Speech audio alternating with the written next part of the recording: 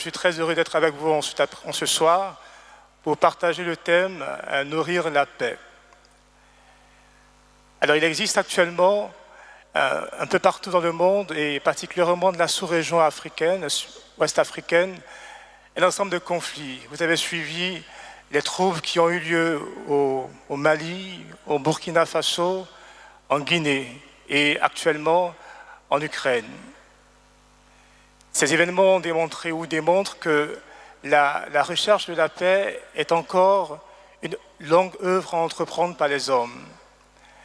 Mais ce qui démontre également, c'est que les problèmes liés à la paix, la guerre, n'appartiennent pas à un continent.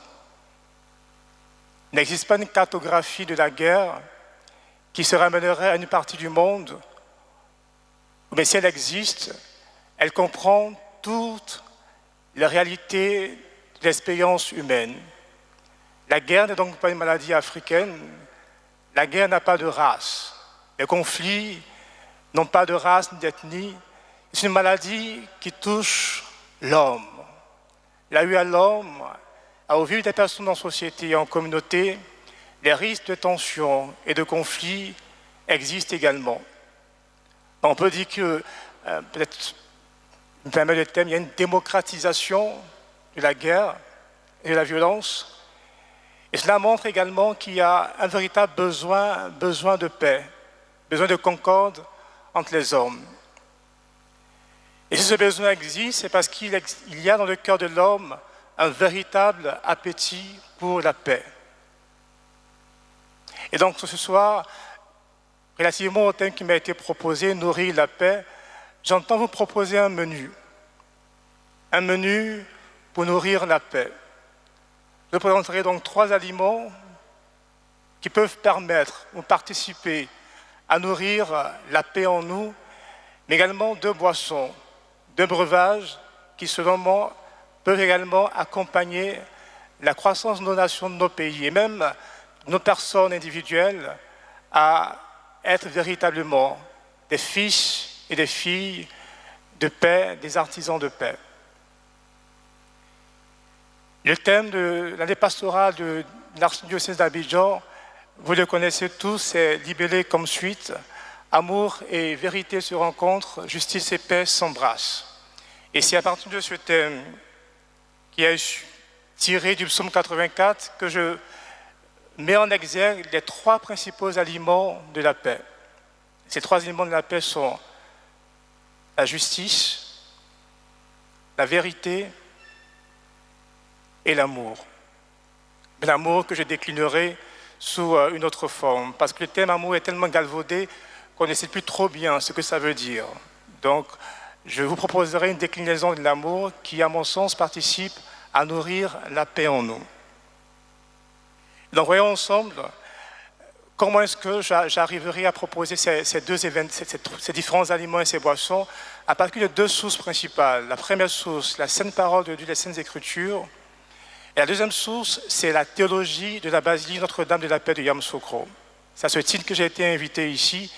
Et je crois que le sanctuaire Notre-Dame de la Paix de Yamoussoukro a une théologie qui est en mesure de fonder non seulement la paix en Côte d'Ivoire dans le monde, mais qui propose également des éléments spirituels qui sont de nature à entretenir et à nourrir la paix en nous. Les 2 principales sources seront les Saintes Écritures et la théologie de la basilique Notre-Dame de la Paix de Yamoussoukro. Le premier aliment de la paix, c'est la vérité.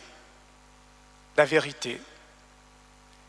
Dans le programme de ces conférences, le révérend Père Patrick Saké développera la dimension philosophique de ce que c'est que la vérité. En ce qui concerne cette conférence, je nous propose de réfléchir comment est-ce que la manière avec laquelle la paix participe la vérité participe à nourrir la paix en nous. C'est une évidence que l'une des principales menaces contre la paix, c'est le mensonge. Le mensonge détruit les bases de la paix parce qu'il nous fait vivre des réalités qui ne sont pas en phase avec la paix. La paix dans le langage de l'Église n'est pas l'absence de conflit, mais l'adhésion à ce que le Seigneur, le Créateur,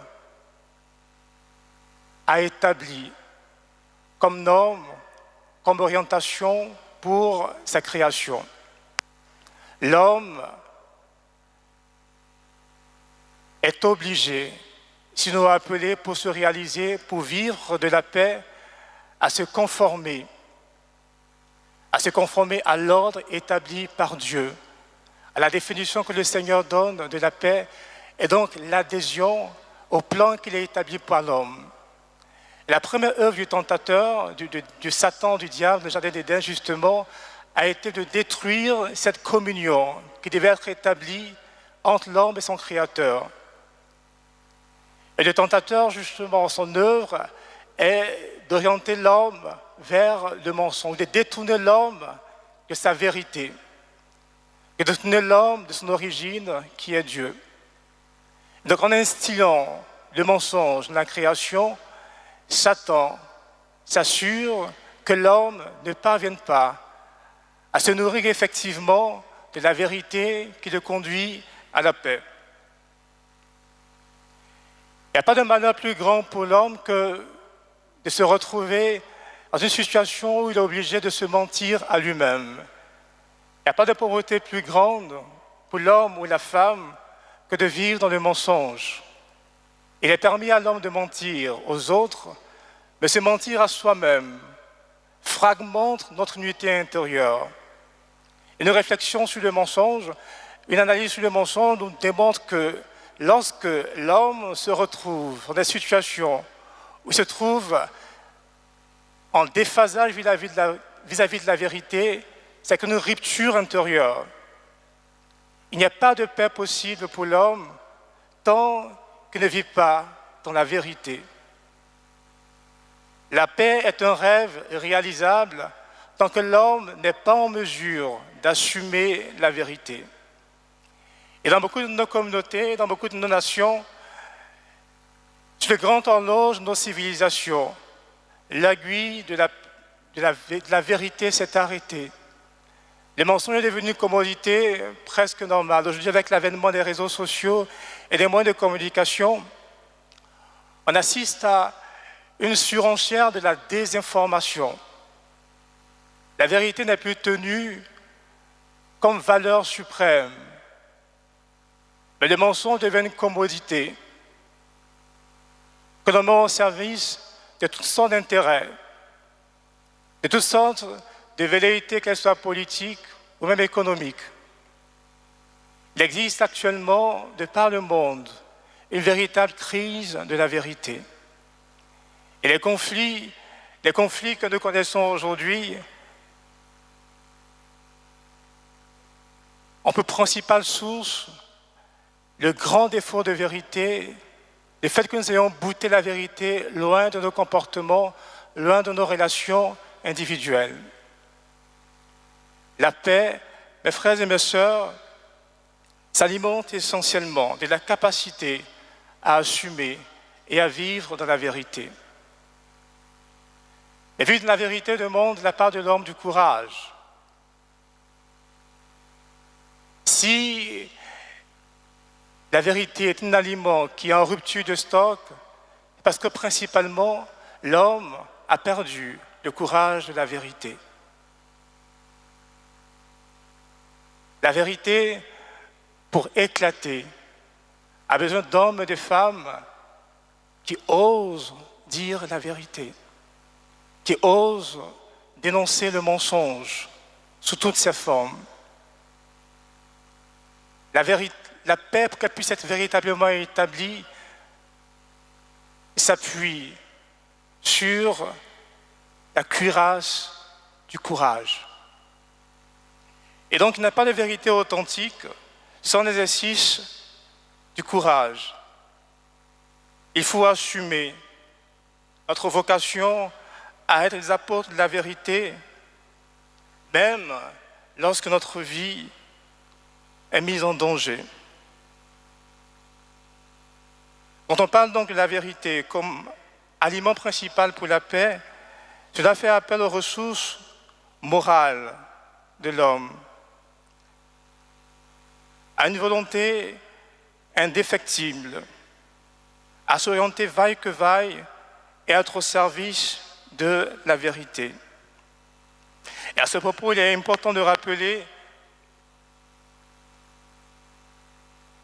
que la paix est toujours au service de la vérité. Dans le contraire, la vérité nourrit la paix, mais la paix est au service de la vérité. Parce qu'il peut arriver qu'on veuille faire de la vérité l'esclave de la paix. La vérité ne peut jamais être l'esclave de la paix. C'est-à-dire qu'on ne peut pas, on ne devrait pas faire offense à la vérité sous prétexte de préserver la paix.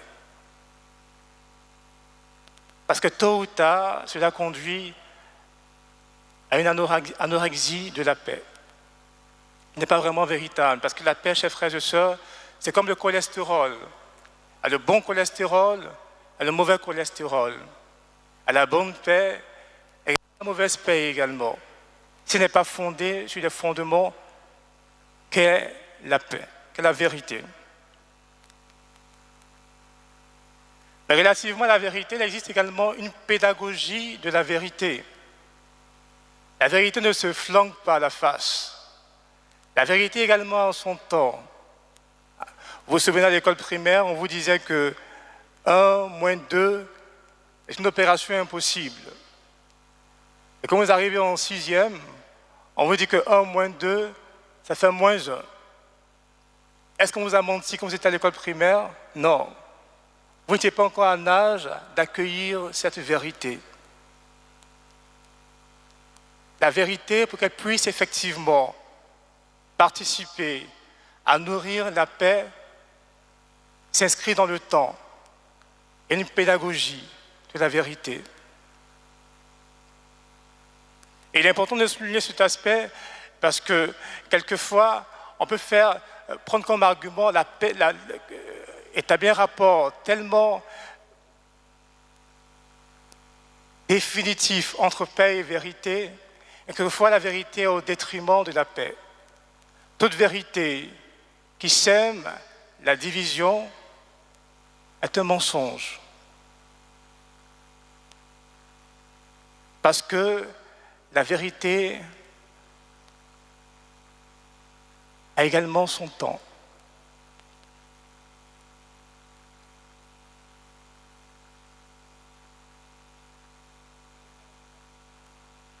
Le deuxième aliment de la paix, après la vérité, est l'amour.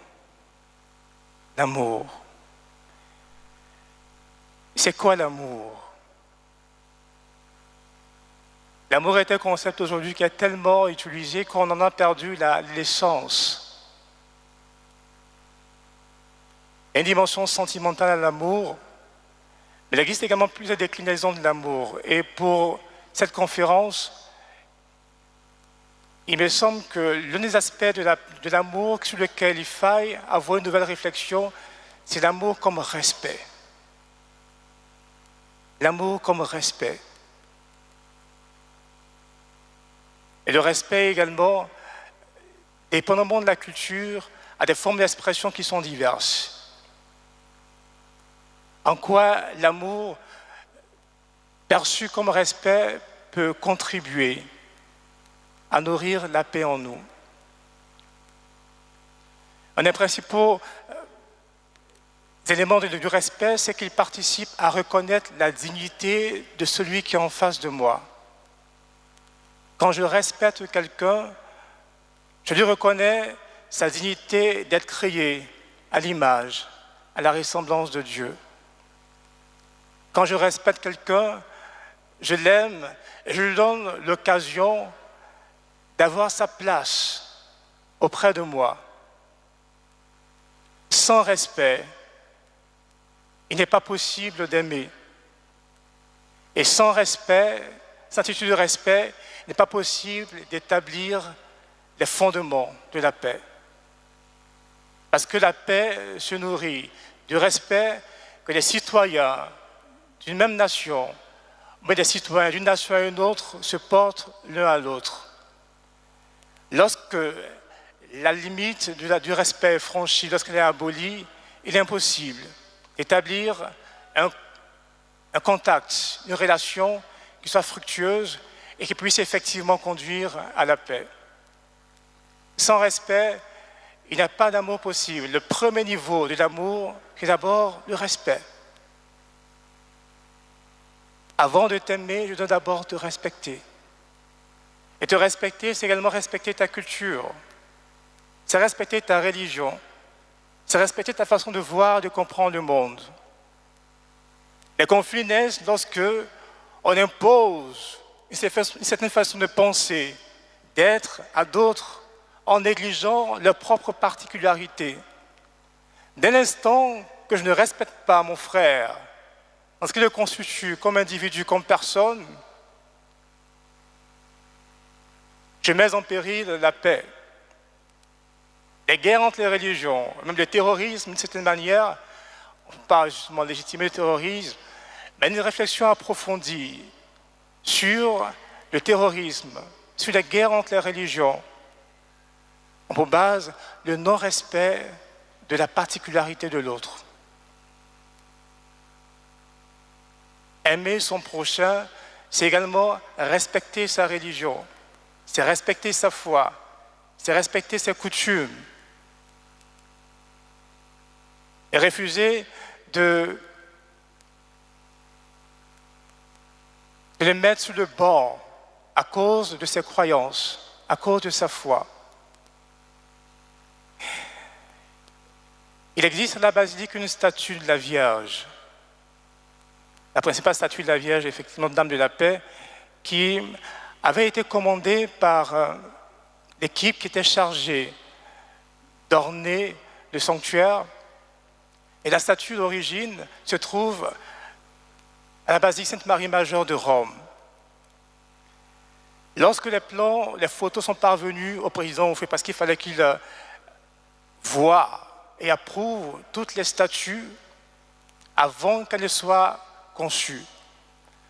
Alors qu'on a présenté la statue de la Vierge qui était destinée à la basilique Notre-Dame de la Paix de Yamoussoukro, le président Houphouët a dit qu'il n'en voulait pas. Pourquoi? Parce que sur la statue d'origine, la Vierge salue avec la main gauche.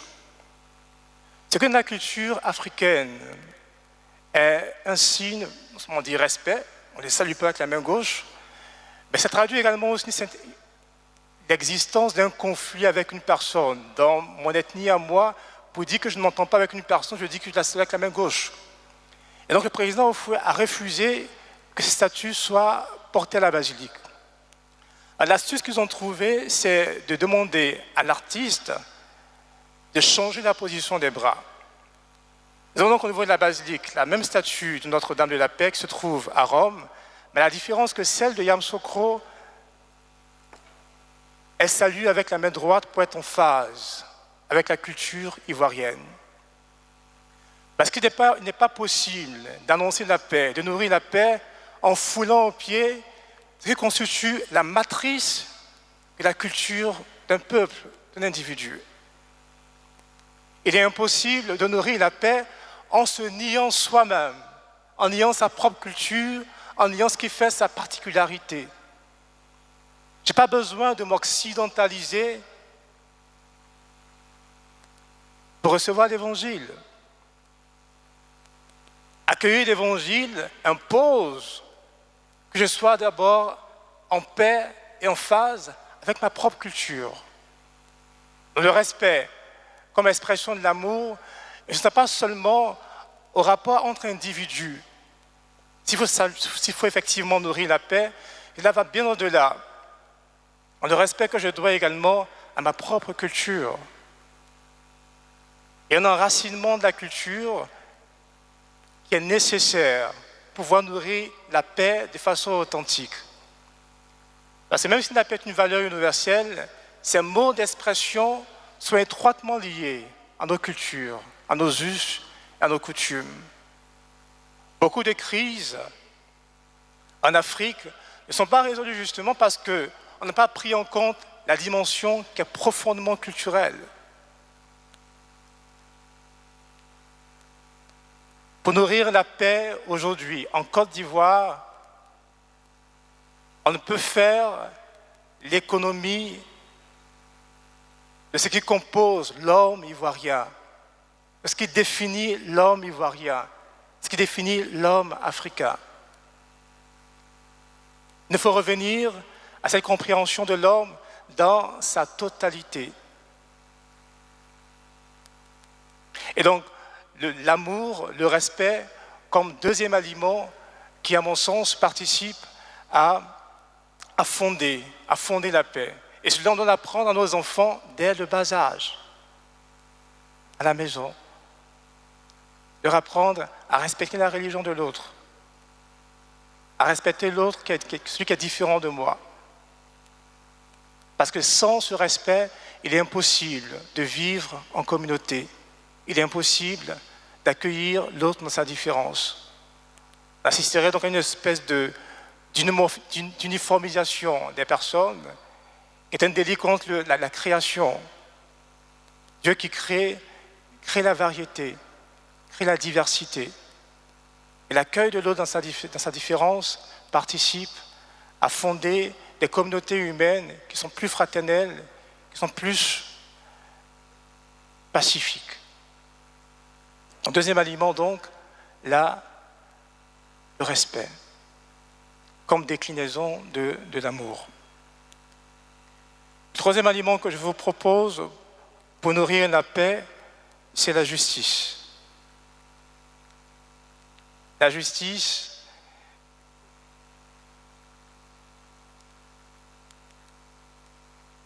que l'on peut définir comme l'ensemble des conditions qui, dans une société, participent à l'épanouissement de la personne sur la base du respect de ses droits et de ses devoirs. Donc, le partage équitable, la distribution équitable des ressources d'un pays, cela aussi participe à la paix. Parce que le manque de justice crée la frustration. Et c'est le principal ingrédient qui porte les frères et les sœurs d'un même pays à se lever contre des frères et des sœurs du même pays. Lorsqu'une injustice est établie comme règle, elle crée des factions au sein de la société et même au sein de la famille. Il n'y a pas de paix sans justice. L'Église a été très inspirée en fondant les commissions justice et paix. La paix ne marche pas toute seule. La paix entraîne avec elle et a besoin d'être accompagnée par la justice. Beaucoup ont interprété la crise en Côte d'Ivoire comme, j'espère que je ne vais pas trop loin, comme ayant à sa base l'injustice.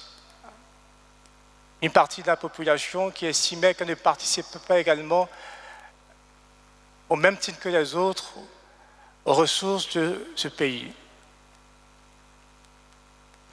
On peut le discuter, mais toujours est-il que même si c'est une impression qui est fausse, mais dès l'instant qu'un citoyen d'un pays, un groupe de citoyens d'un pays se sont exclus pour une raison ou une autre des biens de leur nation, nous avons tous les ingrédients qui participent à la naissance des guerres et des conflits. La justice est un ingrédient essentiel pour consolider et pour établir la paix. Sans justice, il n'y a pas de paix. Voici les trois principaux aliments qui, à mon sens, sont déterminants pour un menu équilibré qui puisse nourrir la paix en nous. L'amour, vu comme respect, la justice et la vérité. Il n'y a pas d'aliment sans boisson.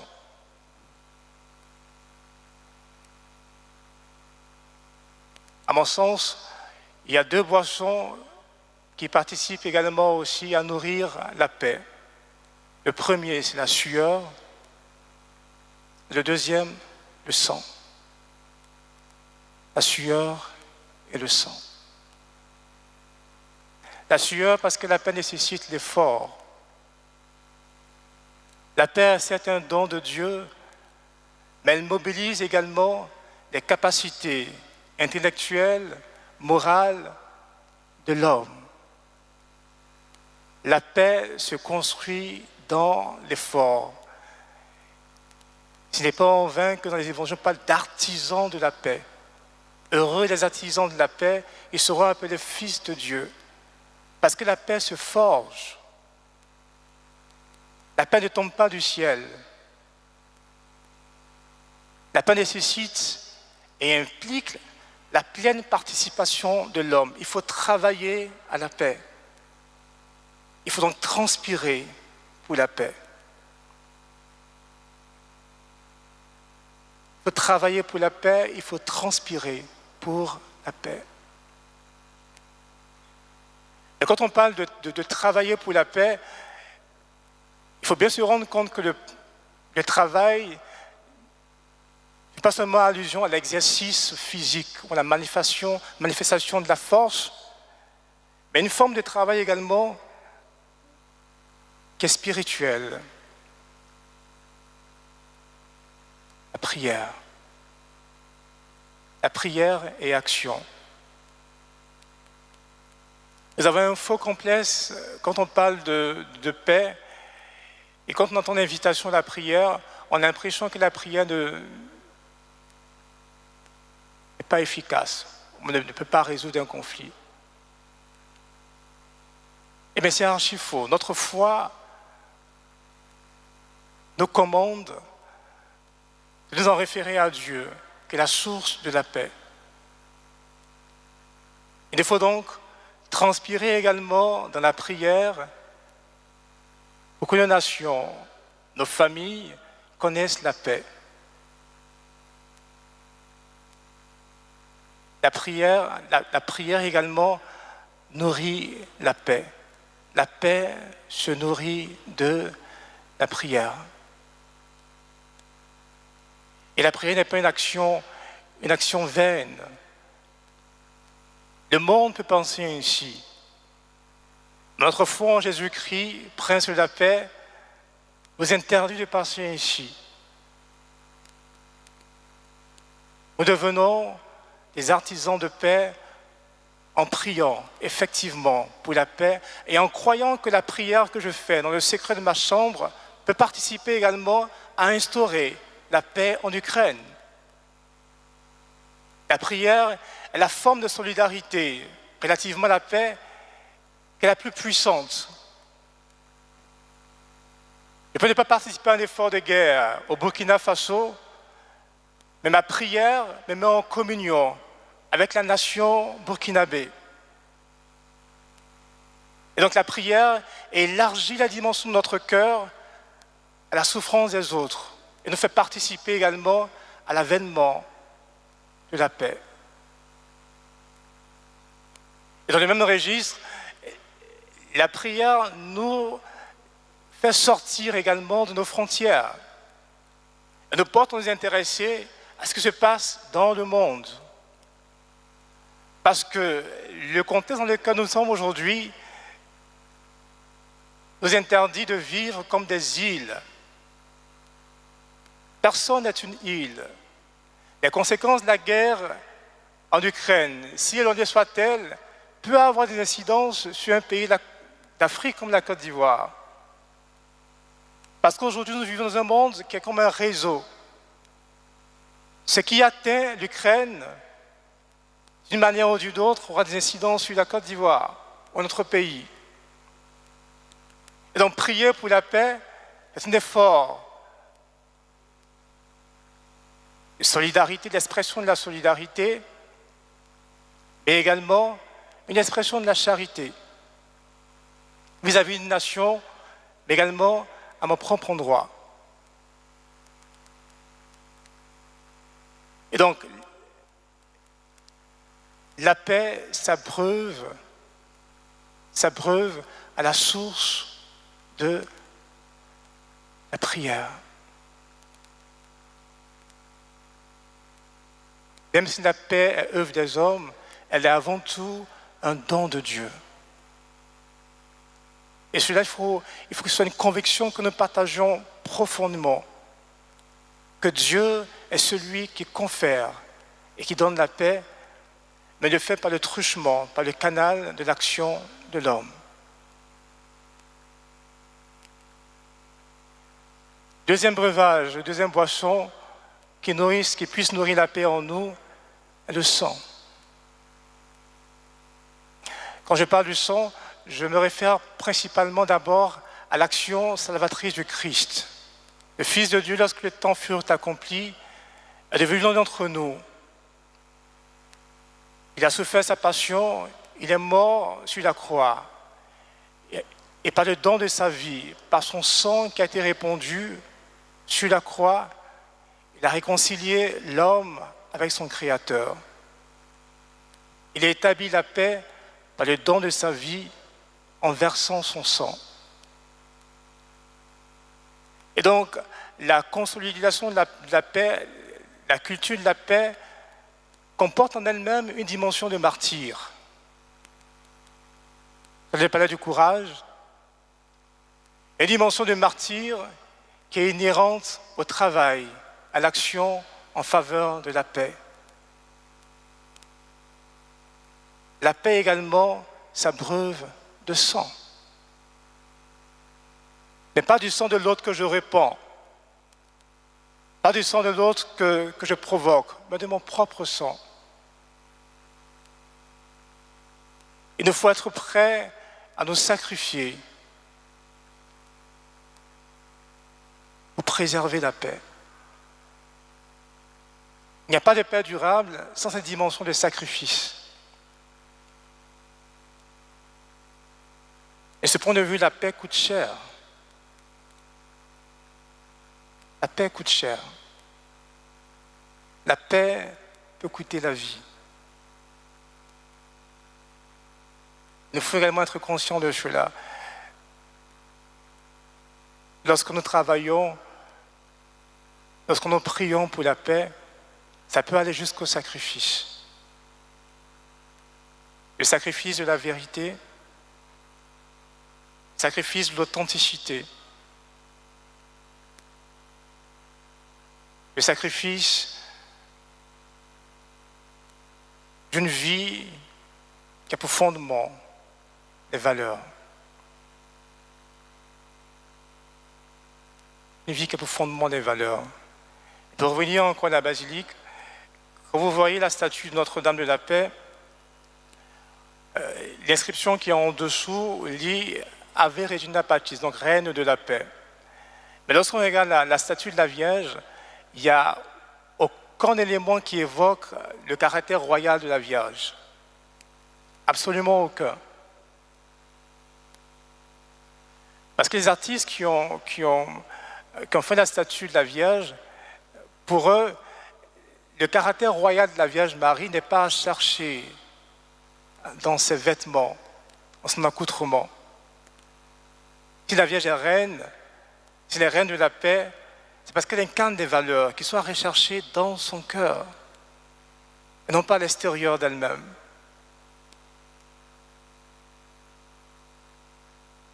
On dit que c'est dans le cœur de l'homme que naissent les conflits. C'est donc dans le cœur de l'homme qu'il faut semer les bases de la paix. Donc la paix également a une profonde dimension morale. Donc un exercice, une vie vertueuse participe à nourrir la paix en nous. Participe à l'éclosion de la paix en nous.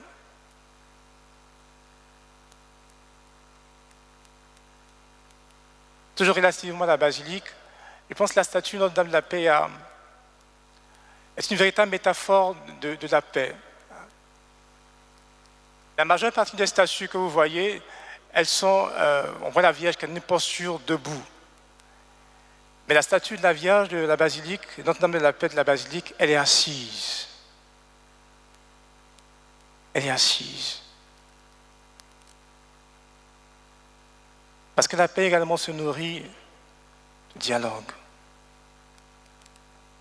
Les familles avec cette expression en Côte d'Ivoire, asseyons-nous, discutons. Asseyons-nous et discutons. Il y a des conditions également qui participent à l'émergence de la paix. Et il faut avoir le courage, quelquefois, de s'asseoir. Mais s'asseoir avec une autre personne implique, comme on l'a vu relativement aux aliments, que je respecte la personne, que je n'ai pas une attitude condescendante vis-à-vis de la personne. Quand on est assis, on est au même niveau. Et il faut apprendre à nous asseoir également. Personne ne mange, puisqu'il s'agit de nourrir la paix, personne ne mange en étant debout à la hâte. Pour manger, se nourrir de la paix, il faut s'asseoir à la table du dialogue. Pour se nourrir de la paix, il nous faut nous asseoir de manière impérative à la table du dialogue. Et quand on le rapporte au niveau de la vie dans le couple, le dialogue, c'est la communication. La communication qui est une espèce de sésame aujourd'hui pour la résolution des conflits entre les personnes vivant en couple, mais qui a toute son importance également. Il faut oser la parole pour pouvoir construire des chemins qui participent à la paix. Tant qu'on veut retrancher des restes en conviction, tant qu'on ne tend pas la main à l'autre en acceptant d'échanger avec lui, on ne peut nourrir la paix en nous. On laisse donc les préjugés prendre le dessus. Quand on parle, les préjugés tombent, la vérité éclate et la paix s'établit.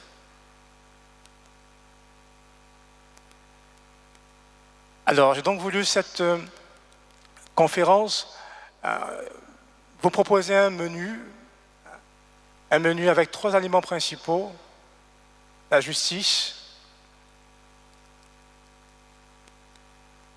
la vérité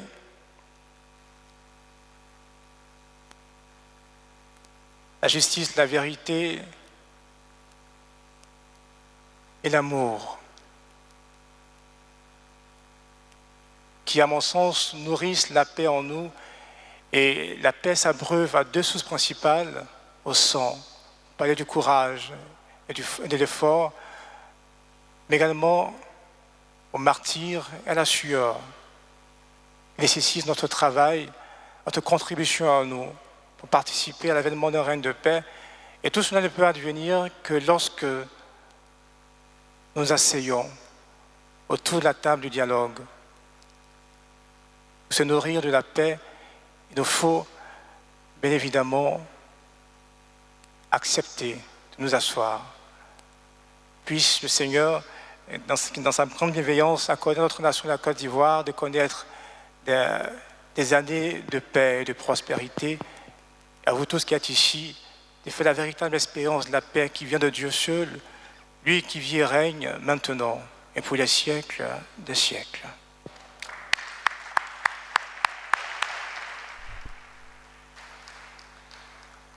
Alors mes chers amis, je vais tout à l'heure faire rapidement la synthèse de ce bel enseignement que le Père Latin vient de nous donner. Mais nous avons oublié tout à l'heure, en mentionnant les différentes radios qui transmettent en direct, Alors je m'excuse auprès du directeur général de la radio nationale catholique qui vient de nous appeler. Il dit, mais la radio transmet, vous n'avez pas mentionné la radio. Alors, monsieur le directeur général, toutes mes excuses. Il y a effectivement la radio nationale catholique qui retransmet cette conférence en direct. Alors, excuse-moi, cher directeur général, cher père. Et voilà, le père nous a fait cet exposé. Nourrir la paix.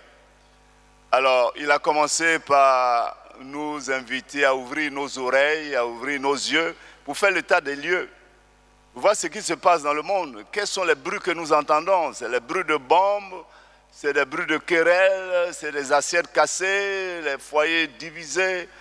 Il y a la guerre partout, partout. Le pape François nous dira que nous sommes en 3e guerre par morceaux. Sur tous les continents. Donc le Père nous a fait promener un peu sur tous les continents. Nous avons vu des tensions partout. Ce qui veut dire que notre cœur, l'homme a vraiment besoin de paix. L'homme a besoin de paix. Donc on a fait ce tour-là. Il nous a fait faire l'état des lieux. Il nous a dit, bon, pour nourrir la paix, il faut bien manger. Donc je vous propose des plats. Il nous a parlé de la vérité qui s'oppose au mensonge. Et vous-même, vous l'avez vu, dès les premières pages de la Bible, quand le maître menteur, le tentateur est venu, Adam et Ève vivaient tellement heureux avec Dieu, ils étaient unis. Dès qu'il est rentré dans ce couple-là, qu'est-ce qui s'est passé? La division, le menteur. Donc, la vérité qui s'oppose au mensonge, le mensonge détruit la paix. Il n'y avait plus la paix, il s'accusait maintenant, mais c'est la femme qui m'a donné là, l'autre, c'est le serpent, vous voyez, c'est le chaos. Parce que le mensonge est entré dans la famille. Et le Père nous a bien dit ça, la vérité est vraiment détruit le mensonge qui détruit les bases de la paix. Et l'autre nourriture qu'il nous a proposée, c'est l'amour. L'amour qui passe par le chemin du respect. Le respect, par exemple, la dignité de la personne humaine. Quand les Noirs se révoltent parce que les Blancs ne les respectent pas dans leur dignité, ce qui s'est passé en Afrique du Sud, nous le savons. Parce qu'on manquait de respect et les Noirs qui se révoltent parce que vous nous avez traité, nos parents, nos ancêtres, d'esclaves et tout cela. Et quand vous manquez de respect à la dignité de la personne, ça entraîne la guerre, ça entraîne des tensions. Le respect aussi de sa religion. Ici, je vous donne un témoignage de ces deux jeunes au Nigeria. Ce sont des amis, ils se promenaient, puis il y a un qui a dit, mais votre Mahomet là, non. Et puis l'autre qui dit, mais votre Christ. Les deux arrivaient à se battre, et puis deux gaillards qui passaient, il y a un qui dit, mais qu'est-ce qui se passe? Mais il insulte notre Mahomet, l'autre qui dit, mais il insulte notre Christ. Et les deux messieurs se sont mis à se battre aussi. Vous savez ce qui s'est passé? À la fin, il y a eu au moins 500 morts dans le quartier, 500 morts. Voilà le manque de respect de la religion. Vous savez ce qui s'est passé en France, Charlie Hebdo. Mais c'est passé tout simplement, les gens se sont révoltés et dit, ah bon, vous avez fait la caricature de notre Mahomet, alors ils sont venus, ils ont tué. Voilà le manque de respect et l'amour qui passe donc le respect, la dignité, la religion, la culture. L'autre plat qu'il nous a proposé, c'est la justice. La justice, il faut respecter les droits et les devoirs des personnes, et c'est important. Il n'y a pas de paix sans justice, il nous l'a dit. Et puis il dit, bon, la nourriture est là, mais il faut boire aussi. La boisson, c'est la sueur. Il faut faire d'efforts. Autrement dit, il nous dit que ce n'est pas une paix de cimetière. Au cimetière, c'est la paix. Les cadavres sont là, tout le monde dort, c'est la paix. Non, la paix, ça se construit, ça se bâtit à la sueur de son front. Donc il a dit, la boisson, il faut des efforts. Et puis le sang, il faut oser. On a vu les gens, pour faire la paix, c'est par le sang. Il y a eu des martyrs qui sont morts pour que la paix règne. Bon, le Christ est mort pour nous. On ne nous demande pas d'aller nous tuer, nous faire tuer. Mais ça demande aussi, ça passe par le sang. Et l'exemple qu'il a donné, c'est l'exemple du Christ Jésus, qui est venu rassembler tous les enfants de Dieu dispersés, mais par son sang. Et puis, pour manger, pour boire, il faut s'asseoir. À la fin, c'est ce qu'il a dit, il faut bien s'asseoir. Et en Afrique, il faut s'asseoir pour dialoguer, pour discuter. On a eu le dialogue national. Les gens se sont assis autour de la table. Voici ce que le Père nous a présenté. En votre nom, nous lui disons merci. On l'applaudit encore une fois. Merci, Père Alatin. Alors, pour ce faire, parce qu'il y aura des questions, on ne va pas vous laisser partir à Yamoussoukro tout de suite. Il y a des questions qu'on va vous poser. Comme nous le faisons toujours, nous prenons 5 personnes. Alors, pour ces 5 personnes, vous posez, je souhaite qu'une personne, une question. Bonsoir mon père, merci. Je vais poser une seule question. Et avant cela, je voudrais faire un petit détour qui ne va pas être long. La basilique Notre-Dame de la Paix. Son nom ne lui a pas été donné par hasard. On connaît son bâtisseur. Loin de moi toute idée politique, mais on sait que le bâtisseur de cette basilique était le président Félix Houphouët-Boigny. Et c'est celui-là même qui disait toujours « La paix n'est pas un vain mot, mais un comportement ». Je pense que cela n'est pas venu des idées ordinaires, c'est de la prière. La paix, effectivement, ce n'est pas un vain mot, c'est un comportement. Et ce sont les comportements que vous venez de nous donner, les sources de la paix que vous avez énumérées, telles que la vérité, c'est un comportement de vérité, ce n'est pas un vain mot. On a le comportement de l'amour et troisièmement, le comportement de la justice, les 3 éléments fondamentaux de la paix. Alors, Notre-Dame de la Paix a été baptisée, on lui a conféré ce nom. Et vous avez dit dans votre conférence que c'est Dieu qui confère la paix. C'est Dieu qui confère la paix. D'où l'importance de la prière. La prière est capitale dans la paix. Pour obtenir la paix, il faut la demander au bon Dieu. Alors, on lui a bâti une basilique qui ne fait que ça. Je pense que la basilique, sa première fonction, c'est de demander la paix. Alors, dans la basilique, dans les fonctions de la basilique, est-ce qu'il y a une activité qui consiste simplement à prier, à demander la paix, telle que des moines ou des moniaques qui passent leur temps à chanter et à demander la paix à Dieu? Est-ce que ça existe dans vos fonctions à la basilique? Ou bien c'est simplement, on fait des pèlerinages là-bas, ou bien on fait visiter, ou bien, je voudrais savoir la place de la prière de la paix dans la basilique Notre-Dame de la Paix. Merci.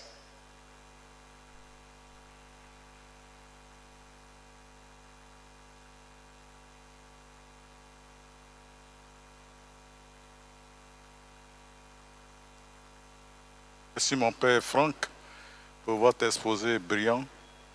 Tout ce que Magla Boadi, Sainte Famille. Je vais demander aux conférenciers d'insister davantage sur la conversion à Dieu pour pouvoir résoudre ce problème, parce que notre monde est en déconfiture. Partout, il y a des conflits, il y a les guerres. Comment résoudre ce problème? Comment résoudre ce problème? Parce que l'amour de l'homme pour Dieu s'est effrité, ça a disparu. Et la seule solution, il faut revenir à Dieu. Il n'y a pas d'autre solution. Tant qu'on ne reviendra pas à Dieu, ça sera le chaos. Et nous assistons cela en Ukraine, au Mali, un peu partout. C'est la déconfiture et on ne dit jamais la vérité pour régler les conflits. On reste toujours superficiel. Donc moi, ma question, c'est de vous demander un peu pour la basilique, pour éclaircir un peu ce problème-là de l'inculturation, à savoir la main gauche, la main droite de la Vierge Marie. Et aussi, pour comment on se fait que la Vierge est toujours debout, vous dites qu'elle est assise. Donc, ce côté-là, essayez de nous éclaircir un peu. Merci beaucoup. Docteur, vous avez posé plusieurs questions. Vous êtes parti dans la conversion à Dieu, comment faire, résoudre ce problème, vous êtes revenu sur la main droite, la main gauche de la Vierge Marie. Alors votre question c'est laquelle finalement, pour éclairer le Père, hein? Vous avez dit, il y a plusieurs viandes dans votre marmite là. Hein? Bon, mais tu vas te débrouiller. Hein?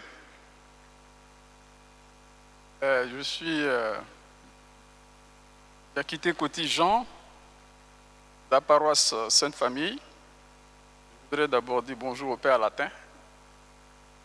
Vous nous avez accueillis avec les reliques de Sainte Marguerite Marie il y a quelques années à la basilique. Merci pour tout. Alors, Père, vous avez parlé d'aliments, de justice, de vérité, d'amour. Il y a aussi le PAM et le Programme alimentaire mondial et le FAO qui parlent de nourriture réelle. Okay? Parce que, voilà, selon ce qu'ils disent, hein, ils disent nourrir, ça veut dire faire la paix. Et aussi, il se trouve que la faim peut être utilisée comme arme de guerre. Alors, ils disent aussi, pour éradiquer la faim, il est indispensable de mettre fin au conflit. Donc, aller à la paix. Est-ce que vous pourriez faire un parallèle entre ces deux, la nourriture, justice, vérité et amour, et la nourriture réelle que nous connaissons? Je vous remercie. Alors, la question c'est ça. On sait ce qui s'est passé au Soudan par exemple. On a levé le prix du pain qui a augmenté et puis le peuple s'est révolté, ils ont chassé le président. Et aujourd'hui encore le Soudan, ça ne va pas. Donc c'est un peu sa question. Bonsoir mes pères. Merci révérend père pour la conférence. Je suis Diane Tiako, paroissienne de Sainte-Famille. Ma question concerne le premier aliment que vous nous avez donné, la vérité. Les derniers points, vos dernières phrases, vous nous aviez dit que la vérité sert la paix. C'est-à-dire en aucun cas, on ne doit occulter une vérité en prétextant la paix. Mais la dernière phrase était « Une vérité qui conduit la division n'est pas la paix, car toute vérité a son tort. » J'aimerais avoir des éclaircies sur ces deux dernières phrases parce qu'a priori, elles paraissent contraires. Mais je sais qu'il y a une explication. J'aimerais avoir l'explication. Merci. C'était un peu ma question, tu m'as devancé, c'est bien. Je l'attendais, mais merci beaucoup. Et je suis Alexis Kwasi-Deto, paroisse Sainte-Famille. Mon père, vous nous avez dit que votre réflexion se basait sur deux choses. Les Écritures et la théologie de Notre-Dame de la Paix. Après, vous avez abordé les différents points, mais nous venons ici pour recevoir aussi les éléments qui, dans les Écritures, nous permettent de nous enrichir. Vous ne nous avez pas donné de modèle, de texte, pour qu'en rentrant chez nous, nous puissions le lire. Parce que Jésus a dit, je ne suis pas venu pour la paix. Mais il a donné l'exemple du sacrifice suprême pour réconcilier l'homme avec Dieu. Et dans votre exposé, je ne vois pas la partie théologie de Notre-Dame de la Paix. Je n'ai pas posé plusieurs questions, mon père. Plus jeune. Voilà.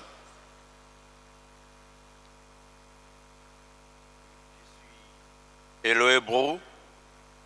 Je suis Eloé Brou de la paroisse Sainte-Famille, membre du comité justice et paix. Alors,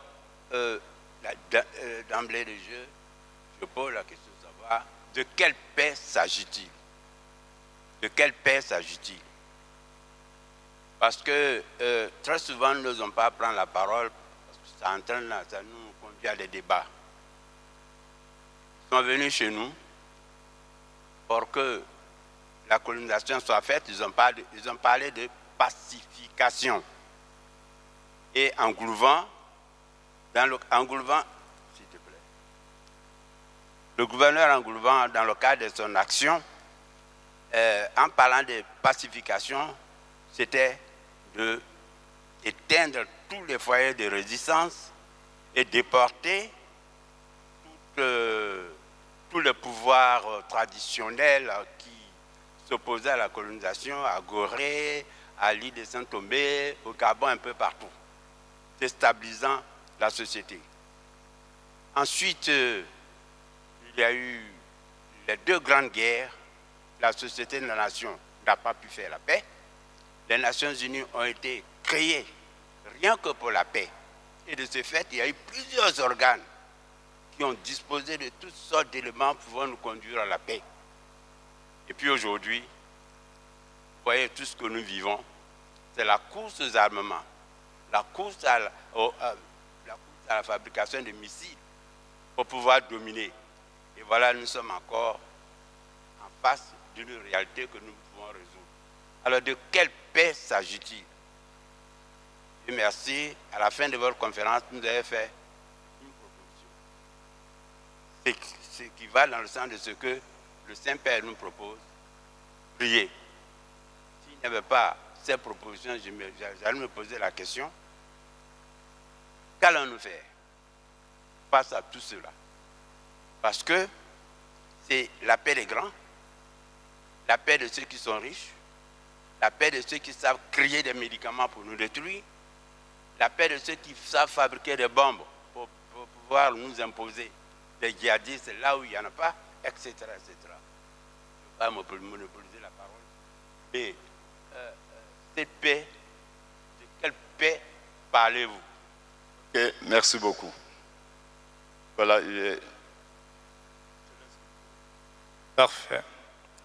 Alors, la première question de Mme Nyongo, savoir la place de la prière à la basilique. Est-ce qu'il existe un ensemble d'un monial qui prie permanemment et perpétuellement pour la paix? Alors, il faudrait que j'écarte d'abord 2 choses. La première chose, c'est que la basilique Notre-Dame de la Paix, comme sanctuaire, a 2 fonctions. Une dimension qui est hautement culturelle, une dimension qui est touristique, une dimension qui est aussi spirituelle.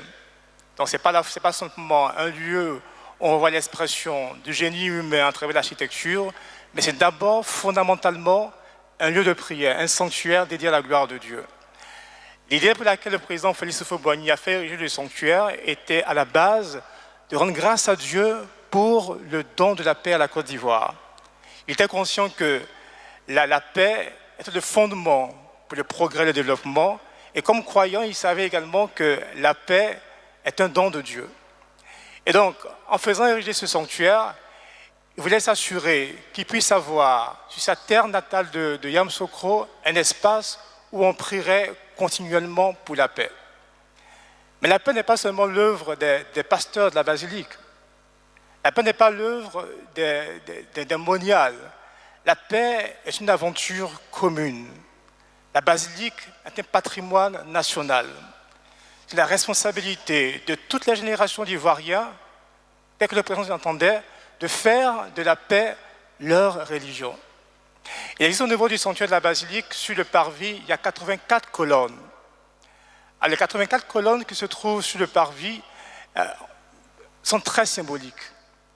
Le nombre 84 il apparaît une seule fois dans les Saintes Écritures. Vous pouvez le retrouver dans le livre de l'Évangile selon Saint Luc.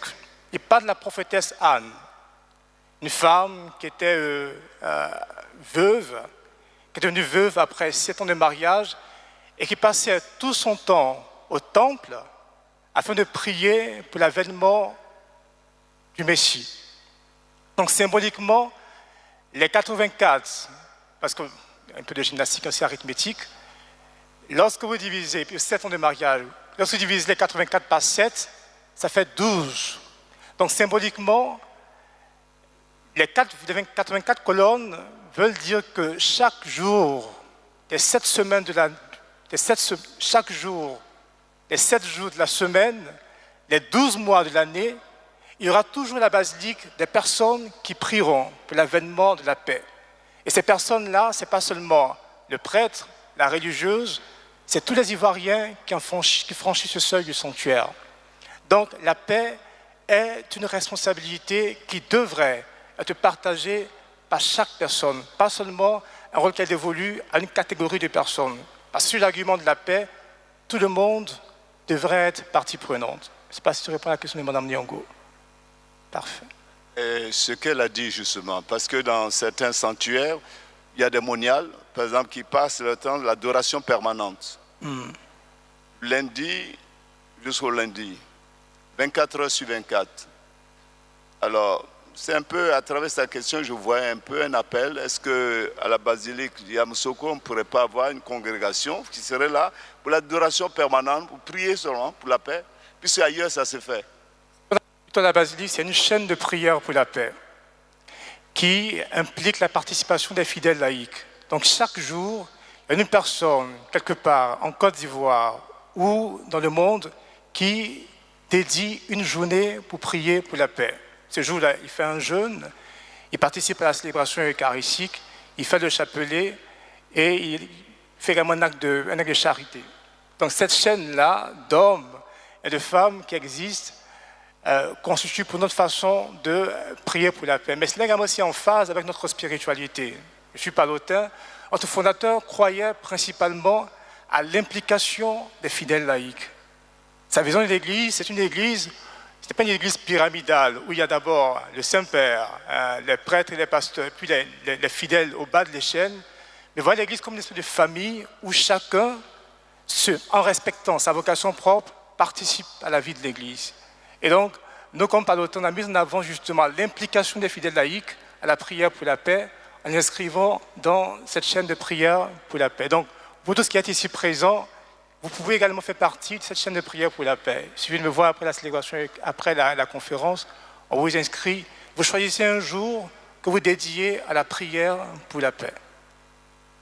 Et puis, soit dit en passant, la grande prière pour la paix, c'est la Sainte Messe. Et chaque jour à la basilique, la messe est célébrée. Faites un peu un exercice, vous voyez toutes les occurrences de paix dans la liturgie de la messe. Vous verrez que la messe, justement, est orientée vers la prière pour la paix. Et à la basilique, chaque jour, la messe est dite. La deuxième. Alors, il y a eu un commentaire sur une question sur la statue Notre-Dame de la Paix, donc le rapport. Alors, la basilique a reçu comme nom, a été dédiée à la paix. Donc, toute la structure, toute l'architecture tourne autour de l'argument de la paix. Et donc, c'est un travail d'interprétation. Nous avons au niveau de la basilique Notre-Dame de la Paix de Yamoussoukro une statue qui est une copie d'une statue qui existe déjà, qui a été commandé par le pape Benoît XV en 1916, durant la Première Guerre mondiale, afin de demander aux fidèles chrétiens de prier pour l'avènement de la paix dans le monde entier. Et lorsqu'il a fallu construire la basilique Notre-Dame de la Paix, on a voulu avoir, disons, le président et ses équipes ont voulu avoir la même statue à la basilique. Ils se sont retrouvés face à un problème qui était d'ordre culturel, qu'ils ont résolu en interposant la position des bras. Donc, c'est vrai qu'on a la même statue, mais il y a une différence capitale qui est qu'à Yamoussoukro, Notre-Dame de la Paix, salue avec la main droite. Et cela, je la mets en lien avec la dimension de respect. Nous croyons fondamentalement que par le mystère de l'incarnation, l'homme est appelé à aller à Dieu à travers sa culture. Puisque Dieu a daigné s'unir à notre condition humaine, il n'y a pas une culture qui serait l'apanage de Dieu. Dieu se dit dans toutes les cultures, il se dit dans toutes les langues. Dieu parle Atié, il parle Baoulé, il parle Koulongo, il parle latin. Et donc, il y a un effort d'inculturation qui a été mis en exergue dans la statue de la basilique Notre-Dame de la Paix de Yamoussoukro, qui valide également, qui nous encourage à aller à Dieu tel que nous sommes, dans le respect de notre tradition, de notre culture. Il n'y a aucune culture qui soit exemple de Dieu. Et pour la vérité, l'évangélisation ne nous a pas apporté Dieu, elle nous a apporté le Christ. Dieu existait déjà dans nos traditions, dans nos coutumes.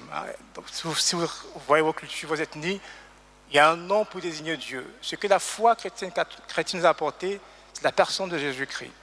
Et donc, à travers cet effort d'inculturation, il fait un lien avec le respect, l'expression de l'amour, qui est aussi déterminant pour nourrir la paix. Il me faut non seulement respecter ma culture, la connaître, et exprimer également mon attachement à la paix par le truchement de ma culture. Même si la culture est une vertu qui est universelle, mais ces mots d'expression sont profondément liés à la culture. Pour moi, c'est un élément qui est tout aussi important. Oui, mais ce que le Père dit, c'est tellement juste et vrai. Voyons, en Europe, pour écouter l'Évangile, ils sont debout. Nous, ici, nous asseyons.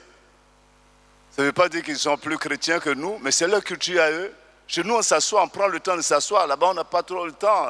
Et le respect, quand on vous parle, vous restez debout. Mais ici, il faut s'asseoir. On s'assoit pour la nouvelle, pour demander la nouvelle. Donc, voilà comment nous allons à Dieu avec ce que nous sommes. Et cela nous aide à être plus chrétiens, authentiquement chrétiens et africains. Et les autres, authentiquement européens et chrétiens. Nous sommes tous chrétiens et nous allons tous à Dieu avec ce que nous sommes. C'est ce qu'il essaie de nous dire à travers ces statues de la Vierge Marie. Et pour poursuivre le même sujet, même tous les processus de réconciliation qui ont eu lieu dans tous les pays ne se font pas sans un fondement culturel. La réconciliation en pays à Caen suit, disons, à son vocabulaire. Elle a sa grand-mère qu'il est important de connaître. On ne peut pas justement construire la paix sur des modèles qui nous soient importés. Il est profondément nécessaire qu'il y ait un enracinement avec notre identité pour pouvoir justement donner des bases solides à la paix. Il y a toute une dialogue actuellement sur la démocratie, comment est-ce qu'elle peut trouver des formes purement qui soient efficaces avec un enracinement de la culture. Alors, faim et nourriture. Alors, si je me souviens bien, le Programme alimentaire mondial également a une réflexion sur la faim comme étant une cause de la guerre. Et donc, éradiquer la faim, c'est éradiquer également la guerre, et donc promouvoir la paix. Alors, c'est tout à fait juste parce que le pape Paul VI, il disait que le nouveau nom de la paix, c'est le développement. Le nouveau nom de la paix, c'est le développement. On ne peut pas construire la paix en ne donnant pas des conditions qui garantissent le plein épanouissement des capacités de l'homme. Et la paix, il entendait comme, le développement, le pape Paul VI l'entendait comme, pas seulement comme progrès, donc la satisfaction des besoins purement matériels de l'homme.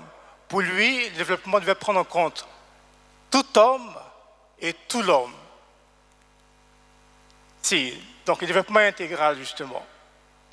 Et donc, si on reste dans la doctrine sociale de l'Église, la question de la paix embrasse également tout ce qui a trait à l'économie, à la culture, déjà dit, à la politique. Il n'y a rien qui soit exclu de ce champ. Et tout ce qui participe justement à créer des conditions qui permettent à l'homme la pleine expression de ses potentialités participe également à créer la paix.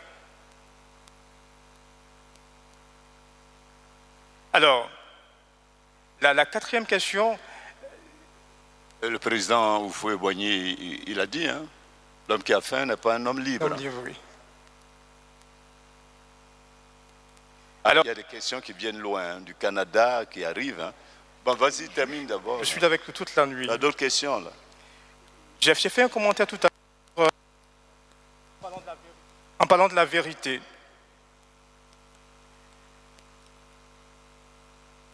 Donc, la vérité est au service de la paix.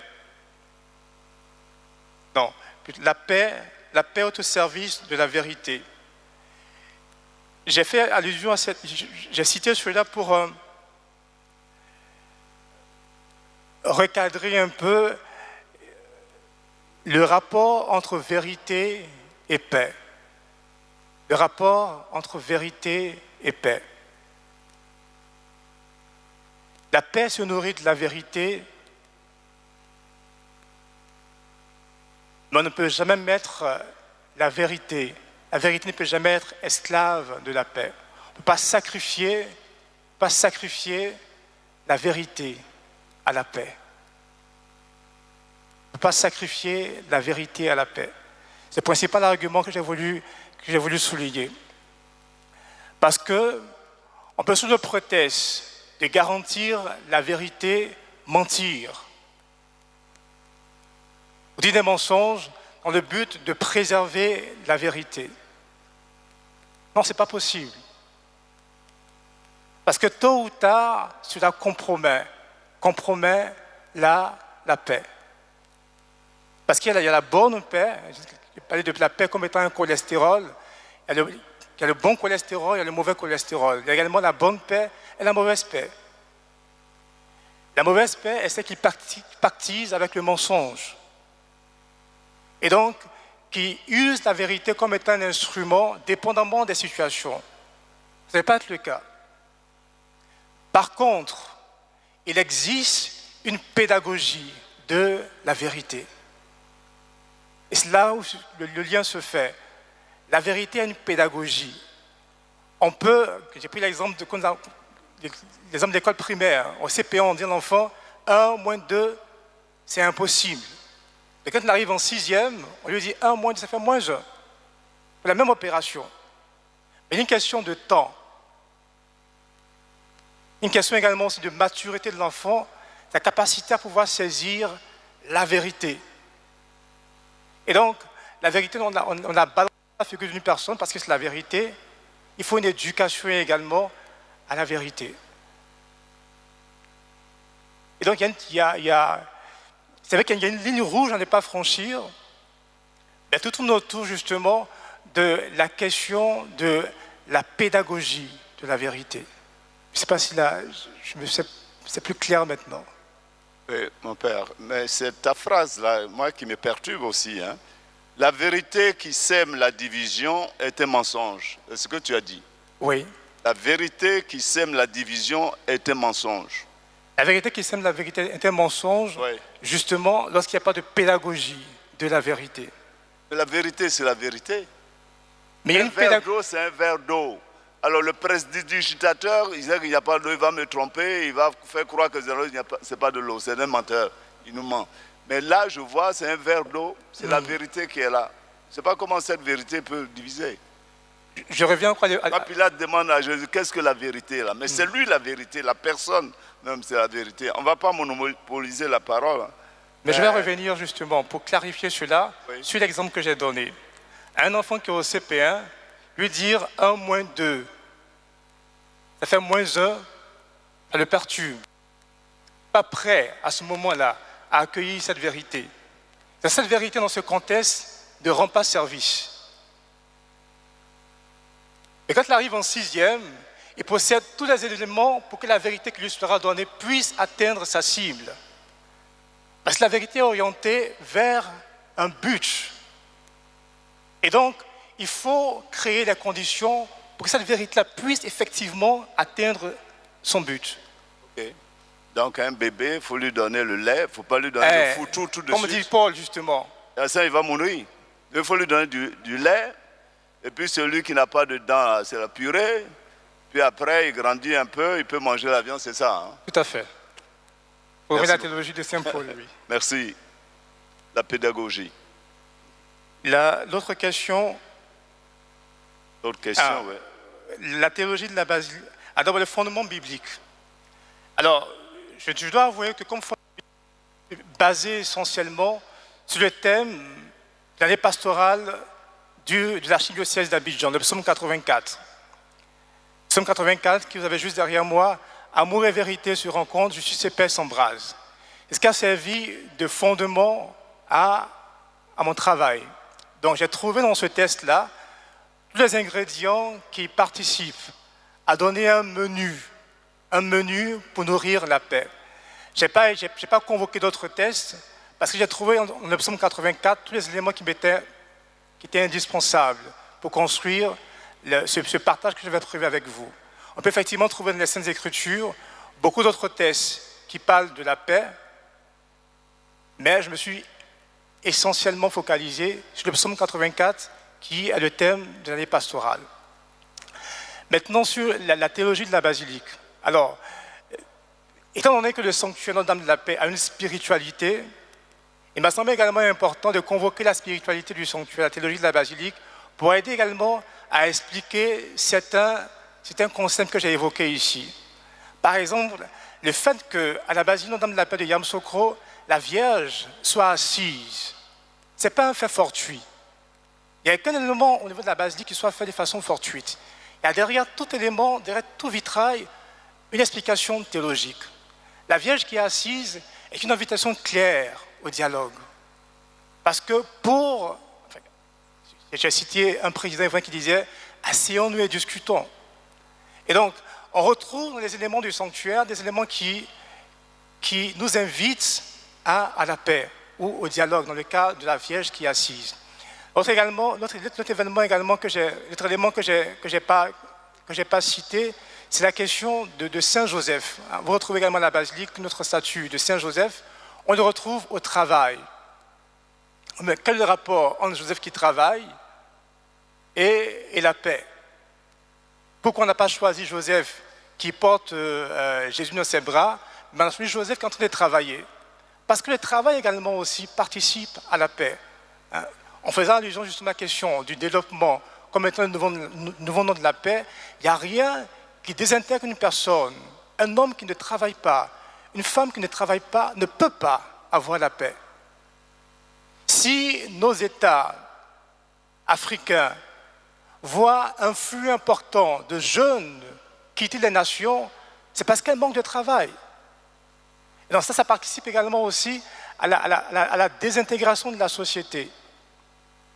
Donc, la basilique, comme sanctuaire, possède beaucoup d'éléments théologiques qui puissent participer à créer et à consolider la paix. Mais le sanctuaire, c'est comme une œuvre d'art. Il faut des clés de lecture pour pouvoir les lire.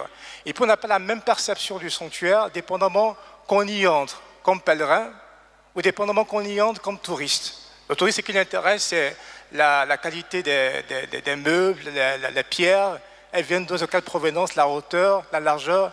Mais le chrétien, quand il rentre au sanctuaire, mais qu'est-ce que cela dit à ma foi? Ces éléments existent bel et bien, parce qu'il existe une spiritualité de la basilique. Et il y a un autre élément très important dans la théologie de la basilique, il y a un autre élément, l'élément marial. Celui qui a consacré la basilique, Jean-Paul II, nous a laissé une très belle prière et qui revient très souvent lors des célébrations et qu'on entend. Et puis on voit sa statue, il tient quoi? Le chapelet. On voit donc l'aspect marial dans cette théologie-là. Et puis la prière qu'il a laissée surtout, mais c'est une prière formidable qui participe justement à cette théologie-là. La dernière question, c'est... on me demandait de quelle paix s'agit-il. Alors je vais rappeler au départ que, au début de mon exposé, que la conception de la paix dans la foi chrétienne n'est pas l'absence de conflit. La paix est le fait que l'homme s'inscrive dans le plan de Dieu. Tant que l'homme ne collabore pas à la construction du monde tel que Dieu l'a pensé et entendu, il ne parviendra jamais à la paix. Parce que la source de la paix, c'est bien évidemment Dieu. Et donc, la paix dont il s'agit justement, c'est la capacité de l'homme à collaborer avec Dieu, à s'inscrire dans le plan d'amour éternel de Dieu. Voilà. Ce n'est pas la paix des politiciens, mais c'est la paix qui a comme source Dieu, notre origine et notre fin. Père Altin, je vous ai dit que c'est le monde entier qui nous écoute. Alors, il y a une question qui nous vient de très loin, du Canada, de Madame la Danielle du Paraclet. Elle est paroissienne de la cathédrale Saint-Paul de Toronto au Canada. Grand merci au Père latin pour son brillant enseignement qu'il a rendu si accessible par cette belle image d'un plat à consommer. Un auteur romain dit « Qui veut la paix prépare la guerre ». Est-ce que cet adage a sa place dans votre menu de séjour? Comment le chrétien doit-il comprendre, si vous êtes d'accord avec cette citation? Bien sûr. Tu as bien saisi la question? Elle nous appelle du Canada. Donc les Canadiens nous suivent, les Ukrainiens nous suivent, c'est le monde entier qui nous suit. Hein. Voilà. Merci à Mme Danielle de Paraclet. Alors, c'est un adage qui est très connu. Qui veut la guerre prépare, qui veut la paix, pardon, prépare la guerre. L'Église croit fondamentalement que l'homme créé à l'image, à la ressemblance de Dieu, est un homme qui est créé pour la paix. Je vais citer tout à l'heure un texte du sermon sur la montagne, les béatitudes. Heureux les artisans de paix, car ils seront appelés fils de Dieu. Lorsque l'homme travaille à la paix, disons qu'il se divinise, qu'il atteint la raison pour laquelle Dieu l'a créé. Notre travail principal, donc, ce n'est pas de préparer la guerre, mais de travailler à la paix. Mais cela dit, l'homme a la responsabilité de se défendre, parce que la paix se protège. La paix se protège. Donc si les armes ont pour but de protéger et de défendre la paix, l'Église également appuie cela. Mais si les armes ont pour objectif d'aller en conquérant chez les voisins pour imposer sa façon de voir le monde, alors ces armes ne servent plus leur but. Et donc quand on cite cet adage-là, je pense que là où il faut insister, c'est la préservation de la paix, la responsabilité qu'a l'homme l'instinct d'autopréservation nous impose de nous défendre. Ça, c'est un droit auquel l'homme ne peut pas renoncer. Mais là, les armes ne peuvent pas servir comme moyen d'agression, de moyen d'imposer sa façon de voir, ou sa façon d'exister en tout cas. Alors nous disons un grand merci à Madame la Danielle de Paraclet. À travers, nous saluons tous nos frères et sœurs du Canada. Bien sûr, aujourd'hui, le Seigneur nous invite à la conversion. Il a dit, qui veut la paix prépare la guerre. On le voit très bien. Les armes, on les achète, et les armes de destruction massive. Aujourd'hui, qui veut la paix prépare la paix.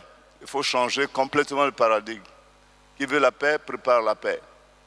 Il nous faut aller à contre-courant de toutes ces écoles de guerre. Il nous faut installer dans le monde aujourd'hui des écoles de la paix, et ça existe déjà. Ça existe, ces écoles de la paix.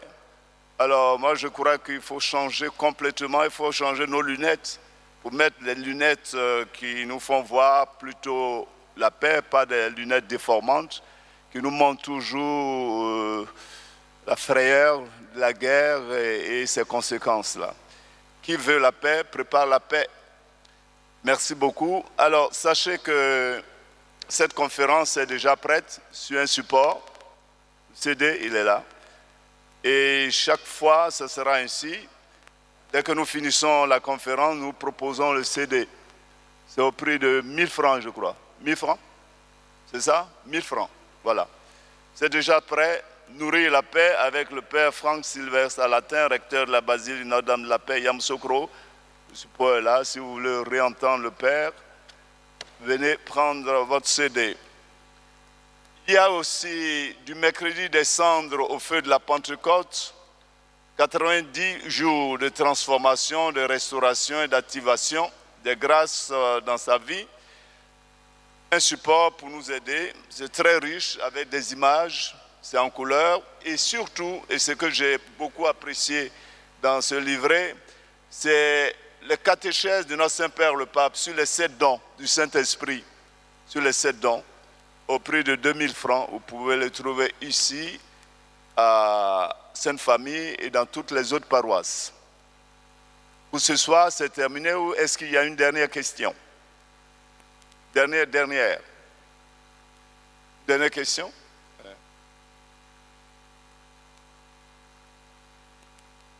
Un homme, une femme, un homme pour boucler la boucle, voilà.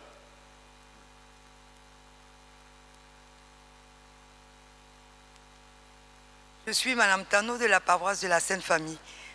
Mon père, merci beaucoup pour cet enseignement, mais je voulais vous demander de quelle vérité s'agit-il? Il y a beaucoup de vérités. Il y a beaucoup de vérités. Je voudrais simplement me baser sur ce qui se passe avec le peuple élu de Dieu en Israël. Alors, de quel Dieu s'agit-il quand vous parlez d'amour? Parce que jusqu'à présent, dans ce pays, le peuple élu de Dieu, il y a la guerre. Et tous les jours, il y a la guerre. C'est censé être un peuple qui prie. Et qui prie Dieu. Et qui prie Dieu à sa manière. Et qui croit qu'il a la vérité. Et qui opprime les Palestiniens, pour dire ce qu'il y en a. Alors, on se demande de quelle vérité il s'agit. Vous avez parlé d'amour qui se base sur le respect. Ont-ils un respect pour leur particularité, leur religion, leur croyance, leur culture? Pourquoi ce coin que Dieu a choisi pour installer son peuple, qu'on appelle le peuple élu de Dieu, il y a toujours la guerre, même au moment où je vous parle? Il n'y a ni justice, ni paix, ni amour. Nous sommes aussi manipulés par l'information. Actuellement, c'est l'Ukraine. Qu'est-ce qui se passe en Afghanistan? Qu'est-ce qui se passe en Syrie? On a même oublié la Syrie. Et pourtant, c'est des drames quotidiens. Donc, on est un petit peu trop soumis à l'information. Actuellement, on parle de l'Ukraine. Il y a, vous avez dit, des drames. Bon, alors, en Afghanistan aussi, il y a des gens qui prient, qui croient. Et est-ce que c'est au nom de cette croyance, de cette prière, qui viennent... ils se disent qu'ils se basent aussi sur des textes bibliques, pas bibliques, mais des textes divins. Voilà. Alors, de quelle vérité s'agit-il? De quelle paix s'agit-il? Je vous remercie. Ok, en fait, c'est une contribution. Alors, je voudrais tout simplement donner ma contribution par rapport à ce thème. Pour moi, pour qu'il y ait la paix, il faut d'abord que le chrétien respecte la constitution de son pays. Ça, c'est un premier point. En deuxième point, il faut le respect de la parole de Dieu.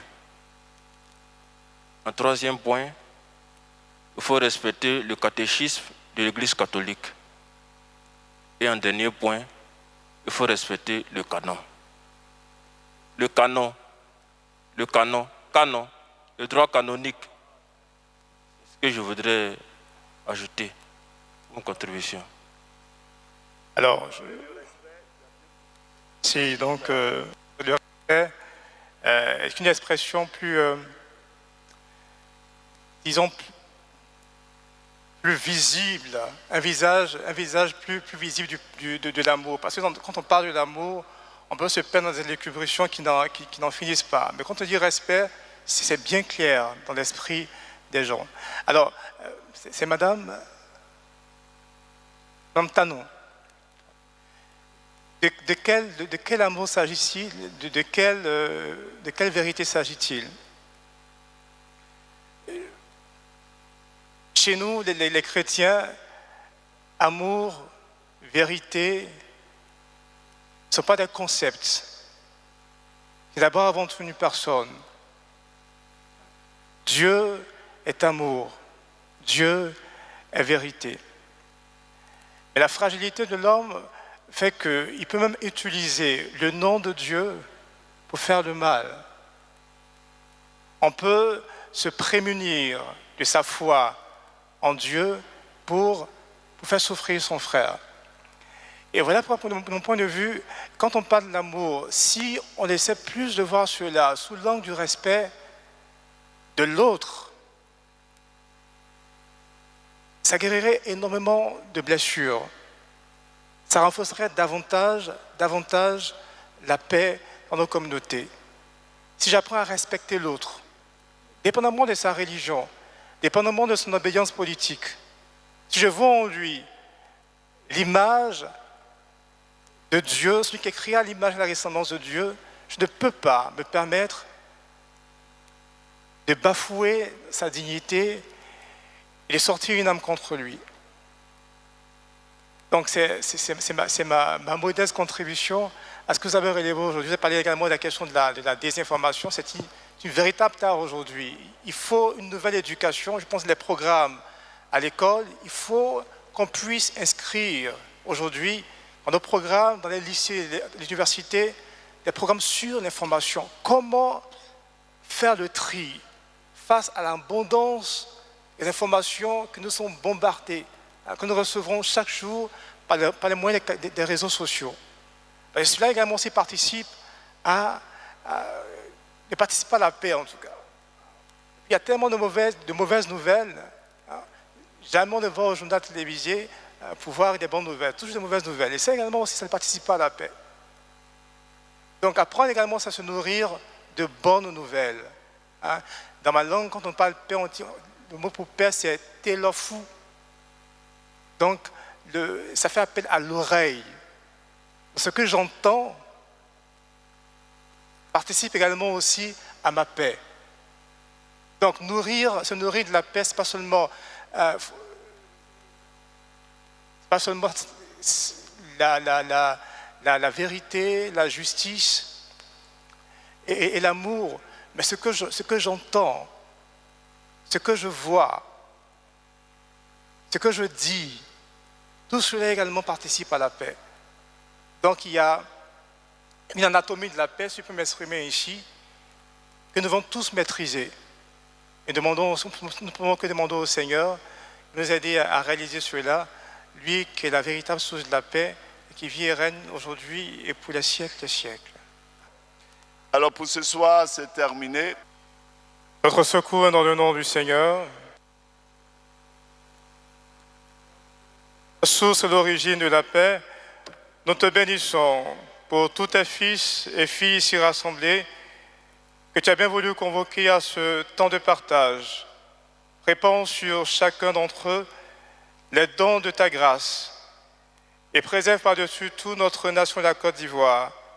Garde-la dans la paix, garde ses fils et ses filles unis dans la vérité, la justice et le respect. Toi qui es Seigneur et qui vis maintenant et pour les siècles des siècles. Le Seigneur soit avec vous. Que Dieu Tout-Puissant vous bénisse et vous garde, le Père, le Fils et le Saint-Esprit. Allez et Rendons grâce à Dieu. Merci, un bon retour à Yamoussoukro.